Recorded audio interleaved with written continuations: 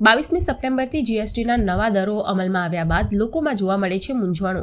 પ્રથમ 10 દિવસમાં જ રાષ્ટ્રીય ગ્રાહક હેલ્પલાઇનને 3981 ફરિયાદો અને પ્રશ્નો મળ્યા। ગ્રાહક બાબતોના મંત્રાલયે જણાવ્યું કે આમાંથી 69 ફરિયાદો ગ્રાહકોની ઊંચી અપેક્ષાઓ અને જીએસટી સુધારાને લઈને ઊભી થયેલી મૂંઝવણ દર્શાવે છે।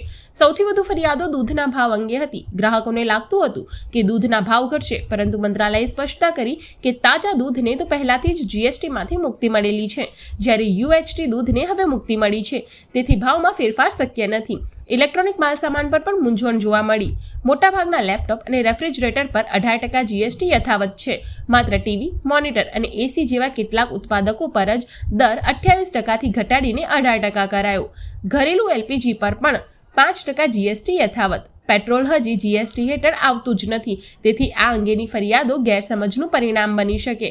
સીસીપીએ હવે લોકોને સમજાવવા માટે વધુ પ્રયાસો કરશે કે કયા માલ પર જીએસટી દર બદલાયા છે અને કયા પર નહીં।